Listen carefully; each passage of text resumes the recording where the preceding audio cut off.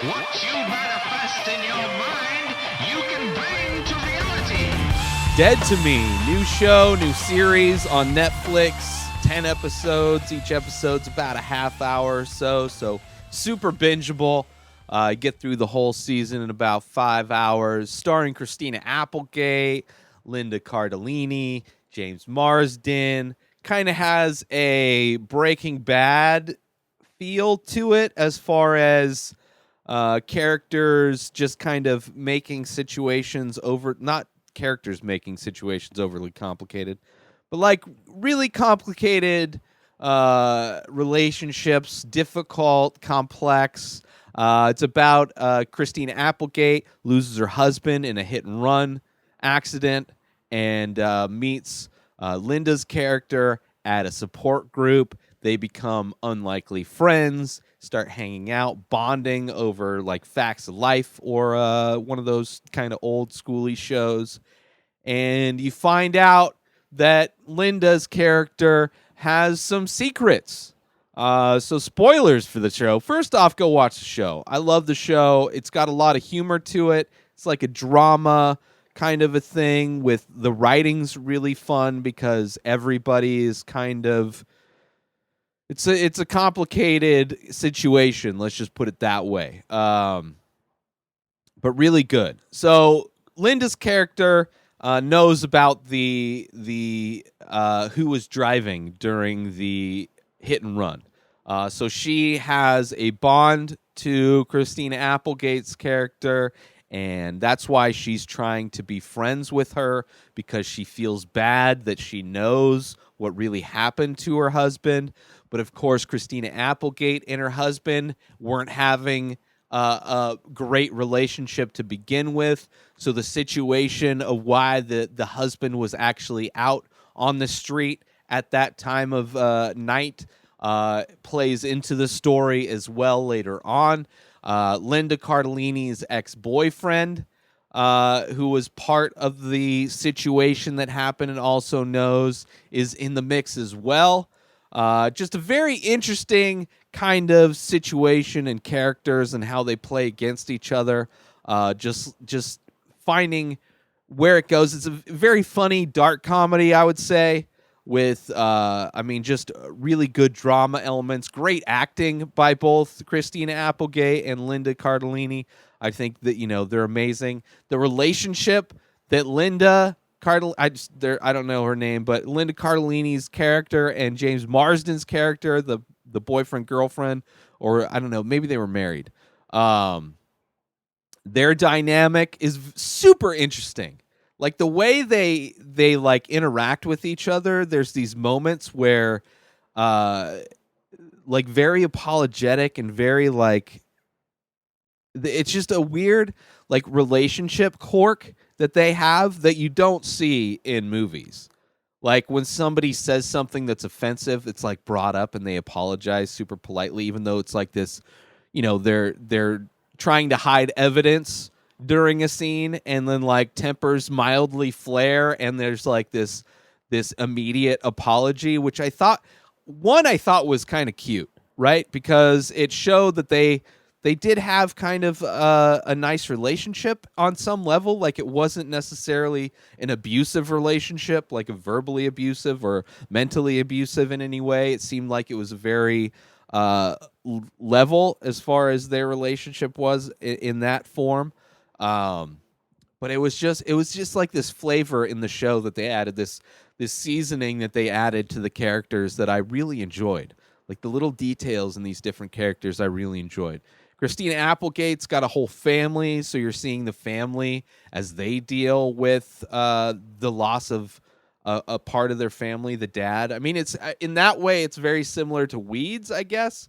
Weeds starts off, the dad dies, and the mom, she has to find a way to cover the bills and pay the mortgage, so she starts selling weed. This movie isn't necessarily that. It's not about Christina Applegate trying to make money, but it is her trying to find out who killed her husband. And it also shows her going to these meetings. They both meet at a meeting. Linda's character is coming from having miscarriages, losing a baby. So that's kind of where her loss is in this grieving kind of in these meetings. But just which is kind of weird that coincidental in a way that she wants to befriend Christina Applegate's character because of the guilt that she has for what she did to her husband, but also she's there somewhat legitimately because she has experienced a loss. But it's like a grounded show. It's like a grounded show where you see people dealing with things and you see how just complicated life is. Like so many shows, so many movies really don't get into the nuances of life and don't really explore what makes humans human and what kinds of different interactions different kinds of people have with each other. And a lot of movies just don't. It's very generic as far as how relationships and peoples and friendships happen in shows. It's very kind of cookie cutter in a lot of ways where you can see things happening before they happen. Where this one, because it's complex and difficult and nothing's easy, it plays off of that in a very beautiful way. But yeah, I love the show so much. It was a fun binge. I'm probably going to throw it on and watch again. I hope it goes to a second season. I for the life of me cannot remember exactly how it happens, how it ends, I should say. So I don't know if it necessarily left open.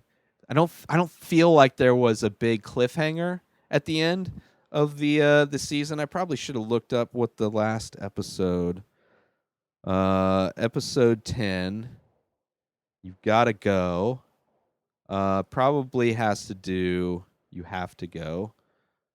Armed with the Truth About How the Dead. So yeah, so it's kind of everything comes to a climax at the end, where people find out what really happened. Which is a good way to end it. So I guess, coming into the next season, it's dealing with all of that in a way, because it's like you would think that once they find out what really happened to the husband, that it would kind of be the end of the show.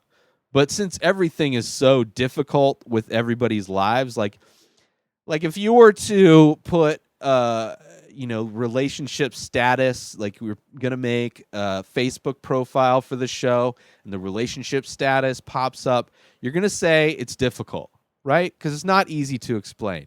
It's like this character hates this character, but there's also a strong bond with this character. And it's kind of fun. And even like Christina Applegate, she's a real estate agent. She has a very unique relationship with her mother, who is also a real estate agent. And it's kind of her in the shadow of her mom. And it's nothing she does is ever good enough. But yeah, overall, great performances, great writing.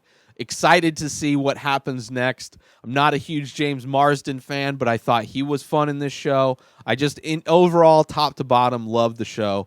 And hopefully they keep it going and are able to keep that interest going. But it has elements that remind me of Breaking Bad, which I really enjoy. Kind of just the difficult nature of what it is to be going through something. But yeah, that's it for this episode of the show. Go check out Dead to Me on Netflix. If you got 5 hours to binge, it's a show I would highly recommend. If you're into like dark stories and dark humor, it's definitely a good one to watch. But new episodes of this show come out daily. Subscribe on IGTV and everywhere else podcasts are found. Binge the full week in advance over at patreon.com/inspireddisorder. InspiredDisorder.com for all of my original artwork. Go buy some paintings now. At Ray Taylor for me on all social media. Have a wonderful day, everybody. Peace out!